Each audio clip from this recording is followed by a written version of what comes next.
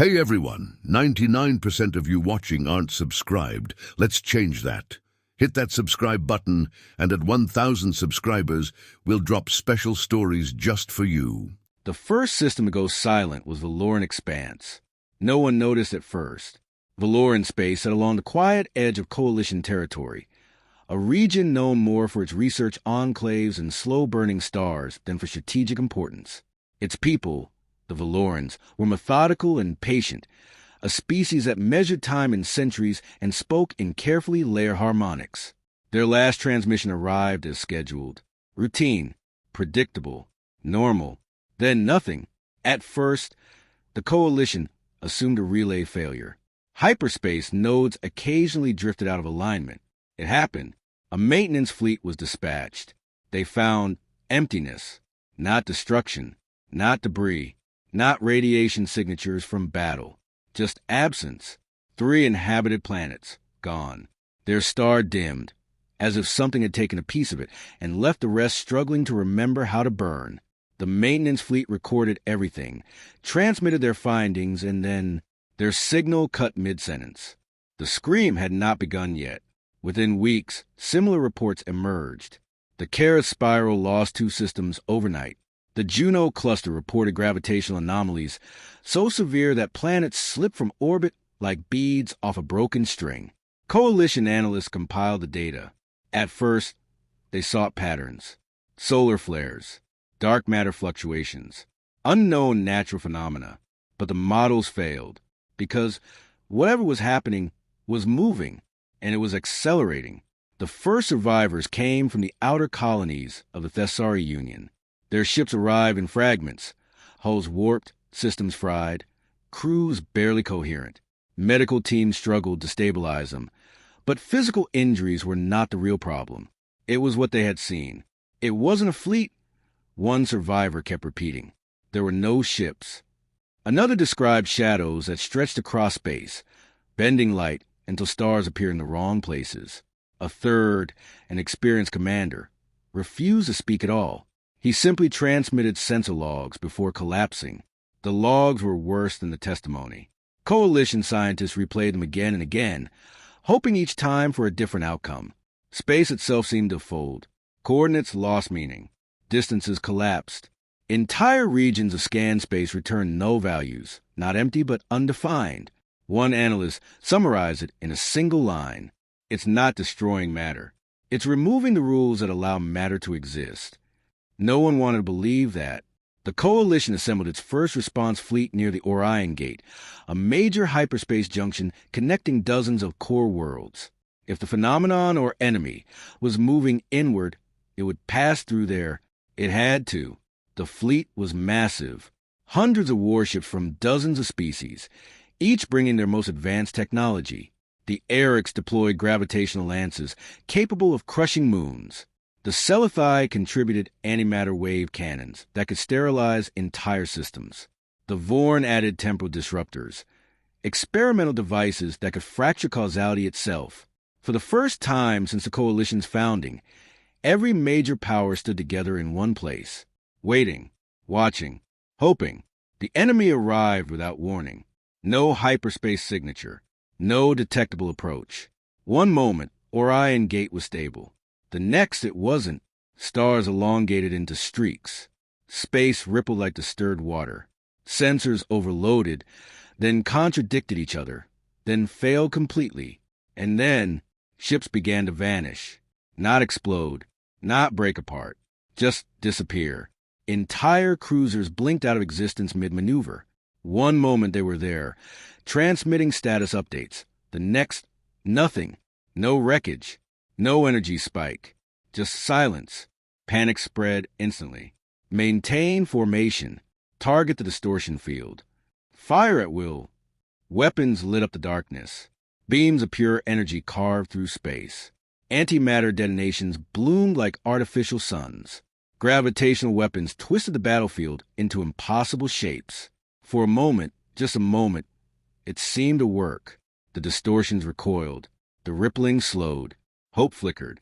Then the enemy adapted. The next wave of distortions did not meet the attacks.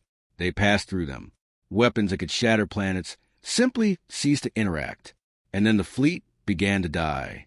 Faster, the final transmission from Orion Gate did not come from an admiral or flagship. It came from a damaged communications buoy drifting at the edge of the system. Its message bypassed all encryption protocols, overriding priority channels across the entire coalition network. It was not formatted, not structured, not even translated properly. It was raw emotion forced into signal form. We're losing. The message repeated, fracturing across languages, across frequencies, across thought patterns. We're losing. It spread faster than any official report, faster than any command directive, from the core worlds to the outer colonies, from ancient empires to newly spacefaring species. The message echoed, we're losing the war. And for the first time in its history, the Galactic Coalition believed it. Emergency councils convened. World leaders, military strategists, scientists, all gathered in overlapping conferences that spanned light years through quantum link communication. The question was no longer what is happening. It was how do we survive? Options were proposed. Evacuation of core systems. Deployment of experimental weapons that had never been tested. Even the unthinkable. Collapsing hyperspace routes to isolate the spread. Sacrificing entire regions to buy time. None of it felt like enough. Because the enemy was not just advancing. It was accelerating. Every projection ended the same way. Total loss. It was a junior analyst from a minor species who said it first. Quietly, hesitantly, there is one more option. The chamber barely acknowledged them. Speak. A senior commander said, more out of obligation than interest. The analyst hesitated, then continued. There is a species on the edge of coalition space. They are not fully integrated. Their technology is unconventional. A murmur spread. Name them. The analyst took a breath. Humans. The reaction was immediate. Ridiculous. They are barely advanced. They are unstable. They fight among themselves. All true. Humanity had joined the galactic stage late. They had no grand empire, no ancient wisdom, no unified culture. They were divided, unpredictable, and, by coalition standards, primitive. But the analyst continued. They have one consistent historical pattern. And that is, the commander asked impatiently. The analyst looked up.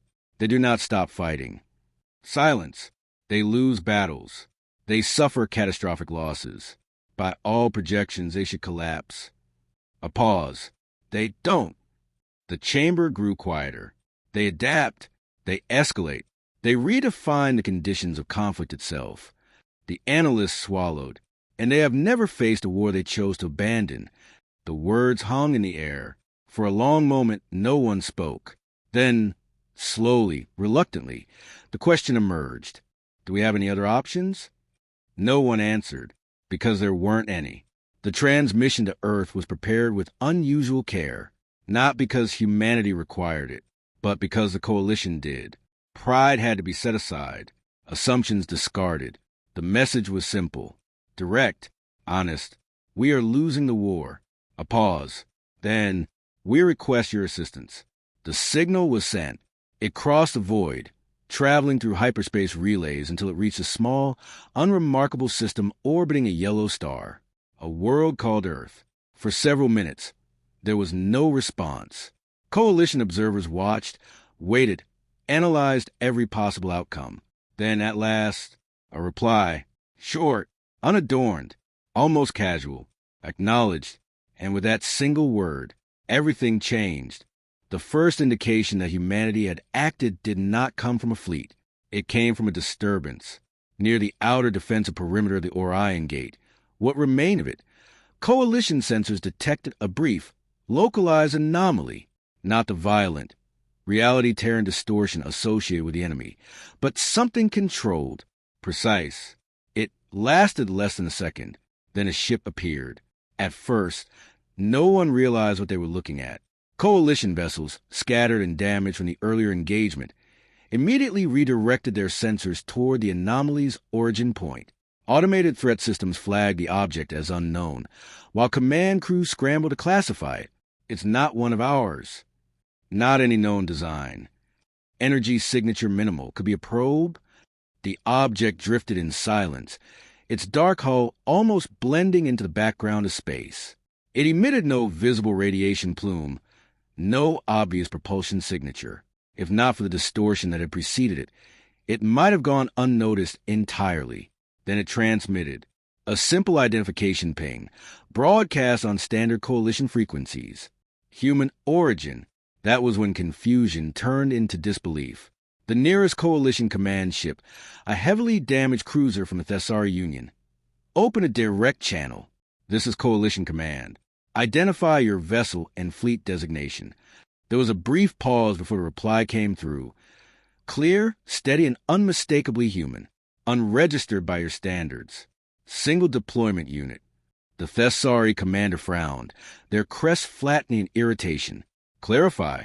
Where's the rest of your fleet? Another pause. There is no fleet. The bridge fell silent.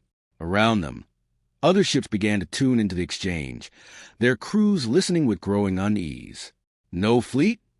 The commander repeated. You were informed of the scale of the threat. Affirmative. And you sent one ship? Yes. The transmission carried no defensiveness, no arrogance, just a statement of fact. The commander struggled to process it. You misunderstand. The enemy has destroyed entire armadas. We require. This is sufficient. The interruption was calm, absolute, and somehow that made it worse. Word spread quickly across the remaining coalition forces. Humanity had responded with a single ship. Reactions ranged from disbelief to anger to quiet despair. This is a misunderstanding, one Eric strategist insisted. A forward scout, perhaps. The main fleet will follow. No hyperspace wake signatures, another replied. No reinforcements inbound. They sent a token, someone muttered bitterly. They sent a mistake. In the shadow of annihilation, hope had been fragile. Now it was cracking. Coalition sensors turned their full attention to the human vessel. Every available scan, every analytical model, every predictive algorithm was brought to bear. What they found made even less sense. The ship was small, not a fighter. Larger than that, but far smaller than even the Coalition's lightest cruisers. Its structure was compact, efficient, almost austere. There were no external weapon arrays, no glowing energy conduits, no visible shielding systems. Its hull absorbed most incoming scans, returning incomplete data. What material is that? A Sci-Fi engineer asked. Unknown, came the reply. It's not reflecting energy correctly. Not reflecting? Not interacting. At least, not in ways we understand. Internally, the readings were just as strange. Power output, moderate. Thermal signature, low. Weapon systems, indeterminate. One analyst summarized the collective confusion. It looks like a vessel that should not survive even a minor engagement. And yet, another added quietly, they sent it alone. The human ship moved, not dramatically, not with the aggressive acceleration typical of military vessels preparing for combat. It simply adjusted its position, sliding through space with smooth, almost effortless motion, as if inertia were a suggestion rather than a law. Coalition tracking systems struggled to predict its trajectory. It's not using conventional propulsion. Then how is it moving? No detectable thrust vectors. Is it manipulating gravity? If it is, it's doing so with zero measurable output. The ship came to a stop at the forward edge of the defensive line, the place where the last battle had collapsed, where the enemy had last been seen. Time passed. Minutes stretched into an hour. The coalition waited. Some ships began quiet preparation for retreat, calculating escape vectors, prioritizing evacuation routes. Others powered up weapons, determined to make a final stand. And at the center of it all, the human ship remained still, watching. Then the sensors screamed. Distortion detected. Multiple vectors. It's here! Space twisted, not gradually, not with warning. One moment, the stars were fixed in their distant patterns. The next they bent.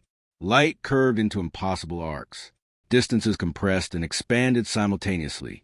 Entire sections of space seemed to overlap, as if reality itself were being folded incorrectly. The enemy had returned, and it was larger, Coalition ships reacted instantly. Orders flooded communication channels. All units, engage. Target the distortion front. Do not allow it to breach the inner line. Weapons fired. The darkness erupted into light as beams, pulses, and detonations streaked toward the approaching anomaly. The combined firepower of dozens of civilizations converged on a single, shifting region of space. For a brief moment, the advance seemed to slow. The distortions rippled under the assault, their edges fluctuating as if destabilized. Direct hits. It's working. Hope surged, then vanished. The distortions surged forward, faster than before. Stronger. Weapons that had struck moments earlier now passed through it without effect, as though the target had ceased to occupy the same reality. Adjust frequencies. Compensate for phase shift. It's not responding. Ships at the front line began to disappear. One by one, a Vorn battleship vanished mid-broadcast, its final words cut off in a burst of static. An Orcs dreadnought attempted to retreat, only to blink out of existence before it could complete the maneuver. Panic spread. Fall back. Regroup at secondary line. It's breaking through. The scream of the galaxy began again. And still, the human ship did nothing. It did not fire. It did not retreat. It did not even raise any visible defenses. It simply remained in place, silent, watching the impossible unfold. On the Thessari command ship, the commander stared at the tactical display in growing horror. Why aren't they moving? They demanded. Why aren't they doing anything? No one had an answer. The human vessel sat directly in the path of the advancing distortion, seconds away from being consumed. Open a channel, the commander snapped. Tell them to retreat. They cannot survive this. The channel opened. The message was sent. There was a brief delay. Then the human response came through. Calm, unhurried, negative. The commander's crest flared in disbelief. Negative? You will be destroyed. A pause.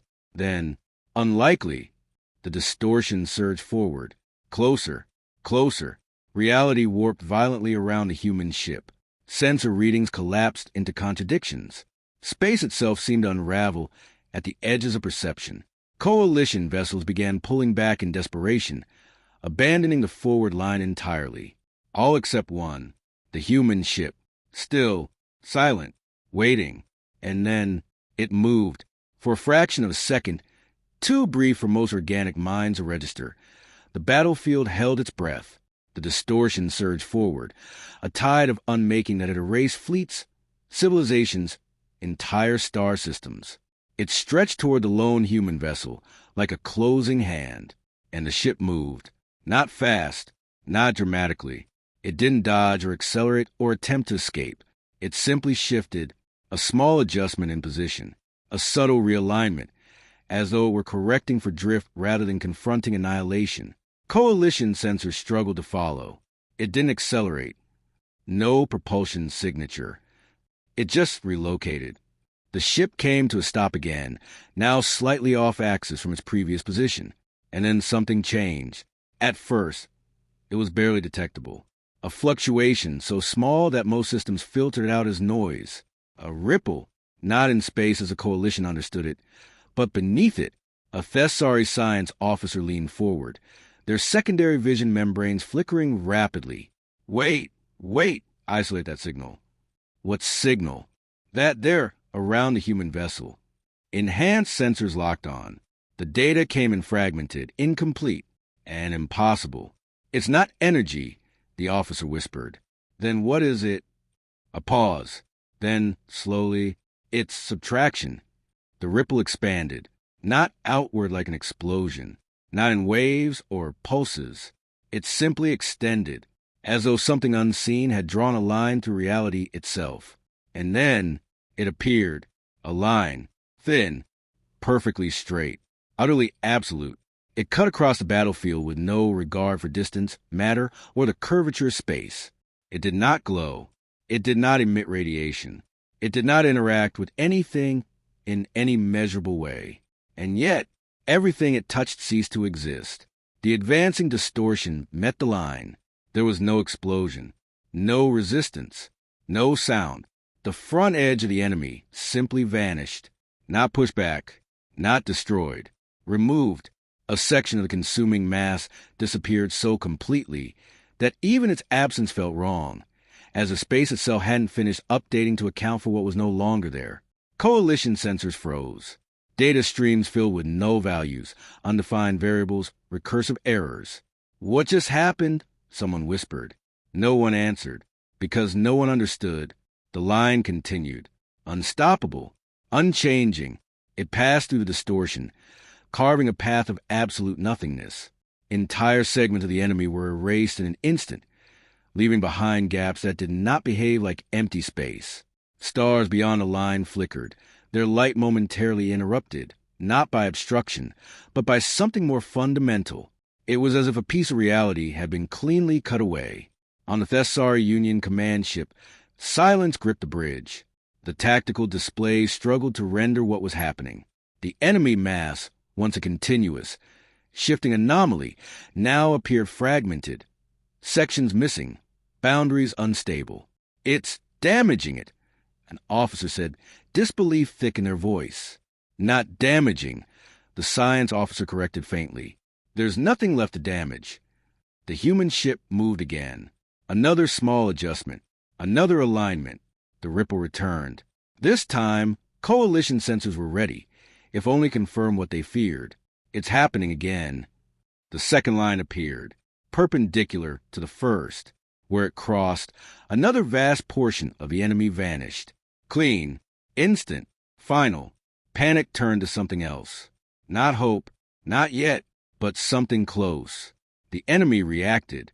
For the first time since its arrival, the distortion changed behavior in a way that suggested awareness. It recoiled, not in retreat, but in avoidance. Sections of the mass shifted, pulling away from the lines, attempting to flow around them. "It's adapting," a Vorn tactician warned. "Of course it is," the Thessari commander muttered. "Everything else has." But the human ship was already moving, not chasing, not reacting, anticipating. Each repositioning was minimal, almost lazy, but perfectly timed.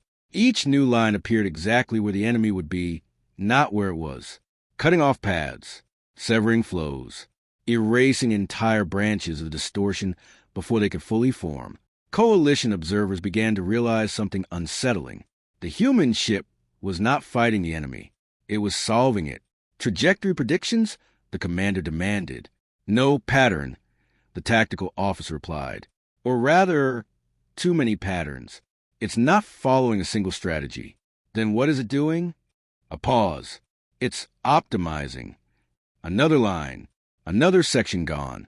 The battlefield began to clear, not because the enemy was being pushed back, but because it was being systematically reduced. The vast, incomprehensible mass that had consumed entire civilizations was shrinking. Coalition ships, which had been retreating moments before, now slowed, then stopped, weapons powered down, not by order, but because there was nothing left to target that their weapons could affect. All eyes turned to the lone human vessel. The enemy made one final attempt. A concentrated surge, a massive folding of space that converged directly on the human ship. The distortion thickened, intensified, as if trying to overwhelm the anomaly that threatened it. "It's targeting them directly," someone shouted, impacting. The count never finished. The human ship moved. One last adjustment, one final alignment. The ripple spread. And the line? No, not a line. Something larger. A plane. An infinite, perfectly flat division that extended outward in all directions from the ship's position. For a single, impossible moment, the galaxy was split, and everything on one side of that plane stopped existing. The surge vanished. The remaining fragment of the enemy collapsed, their structure destabilized beyond recovery. What had once been a vast, unstoppable force was now scattered remnants, and those remnants were retreating. Coalition sensors tracked the movement in stunned silence. "It's withdrawing," a Sci-Fi officer said quietly. "No," the Thessari commander corrected, their voice barely above a whisper. "It's fleeing." For the first time since the war began, the enemy was running. The human ship did not pursue. It did not fire again. It simply returned to stillness, as if nothing of significance had occurred. The ripples faded. The impossible lines in the plain left no trace. Only absence. The battlefield was quiet. No distortions. No collapsing space. No vanishing ships. Just a distant light of stars, steady and unchanged. For several long seconds, no one spoke. Then, slowly, communications channels came back to life. Is it over? What did they do? Did anyone record that? No recording system can process it. It keeps returning null data. Across dozens of ships, across multiple species, one realization spread. Everything they understood about warfare was irrelevant. On the Orion Gate perimeter, the last remnant of the enemy slipped away into distorted space, vanishing beyond the edge of detection. The galaxy, for the first time in generations, fell silent. No screams, no alarms, no desperate transmissions. Just quiet. At the center of it all, the human ship remained, still, dark, unremarkable, as if it had done nothing at all. And that was the most terrifying part. For a long time, no one spoke. Across the shattered remains of the defensive line near the Orion Gate, coalition vessels drifted in stunned silence. Emergency crews continued their work, recovering survivors, stabilizing damaged systems. But even those routines felt distant, unreal, because the war had stopped, not ended, not won, but interrupted. And no one understood how. The first message sent to the human ship was not a demand. It was a question, carefully worded, measured, almost hesitant. This is Coalition Command. The hostile entity has withdrawn. Confirm your assessment. The reply came almost immediately. Confirmed. Nothing more. No elaboration. No analysis. Just confirmation. It was somehow more unsettling than anything else. A second message followed, less restrained. What did you do? This time, the pause was longer. Not technical. Not delayed by distance. Deliberate, as if the humans were deciding how much to say. Then, we resolved the interaction.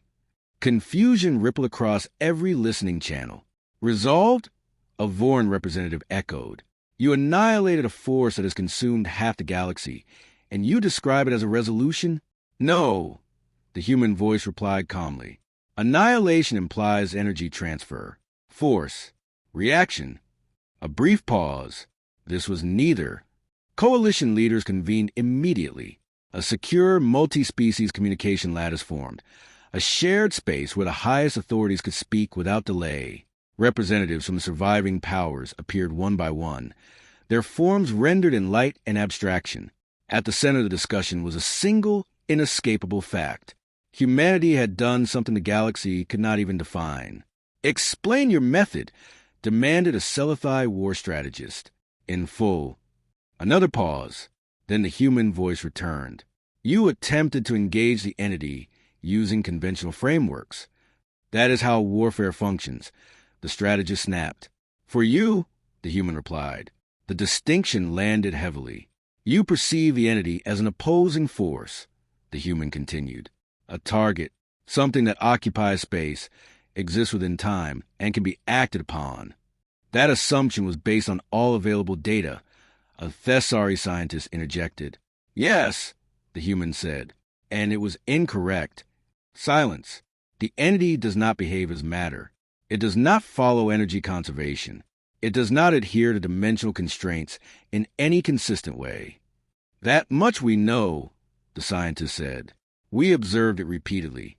You observed its effects, the human corrected, not its nature. A pause. You try to fight it as if it were in your reality. And it isn't? Someone asked. Another pause. Then, not entirely. The chamber grew colder. Not physically.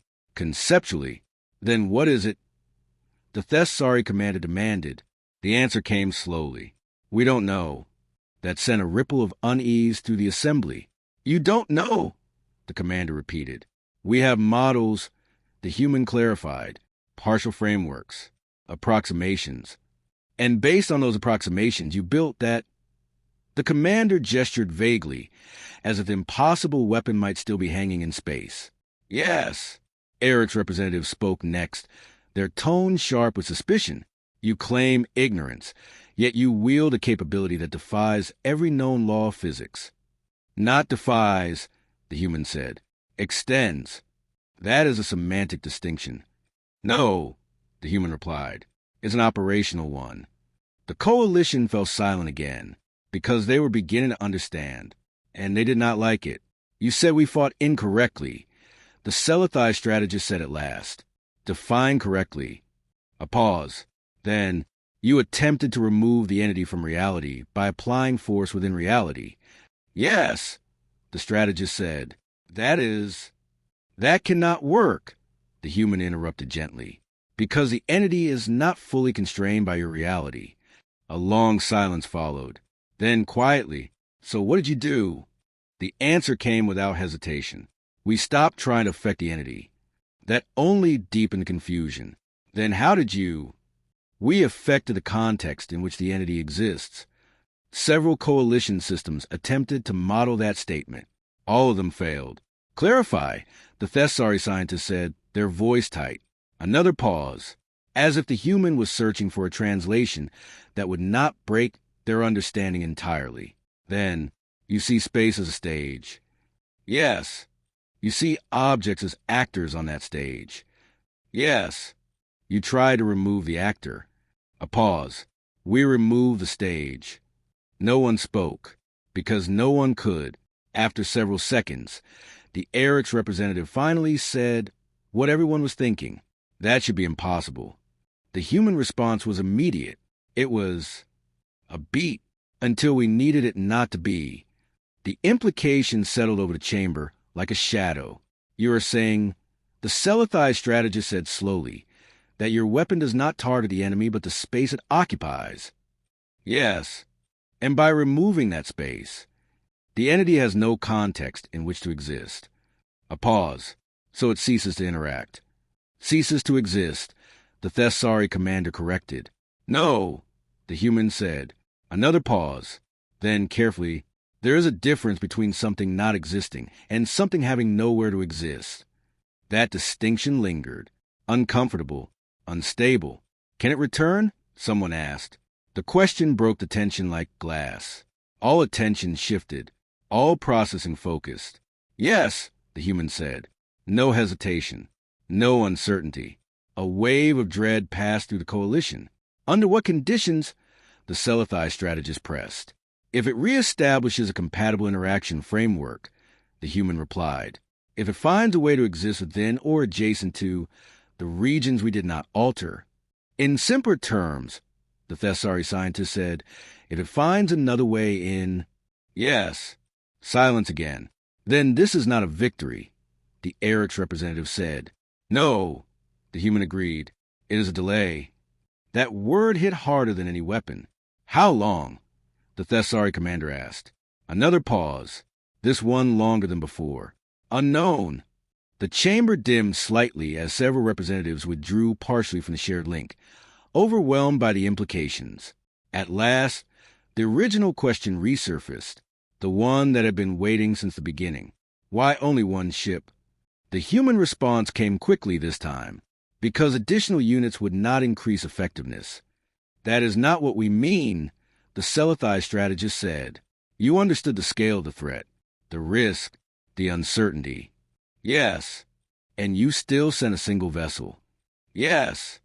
Why? A brief pause. Then, because this was not a fleet engagement. Silence. It was a proof of concept. That answer sent a chill through every species listening. You mean, the Thessari scientist said slowly, you were testing this method? Yes. In live combat. Yes. Against an existential threat to the entire galaxy. A pause. Then, simply, yes. No one knew how to respond to that. After several seconds, the Thessari commander spoke again, more quietly now. If this was a test, what happens when you decide to deploy fully? For the first time, the human voice changed. Not in tone, not in volume, but in something harder to define. Wait, perhaps? Then we will no longer be testing. The transmission ended. Across the remains of the battlefield, the human ship powered down several of its active systems. Its faint, unreadable signature dimmed even further, until it was little more than a shadow against the stars. It did not leave. It did not celebrate. It did not communicate further. It simply remained, watching. And across the galaxy, a new realization began to spread. Not about the enemy, not about the war, but about humanity. They had not sent a fleet. They had not sent their strongest force. They had not even sent a weapon. They fully understood. They had sent a single ship to see if it would work. And it had. Somewhere, far beyond the edges of known space, the remnants of the enemy shifted, adapting, learning, searching for a way back. And for the first time, it was not the only thing doing so.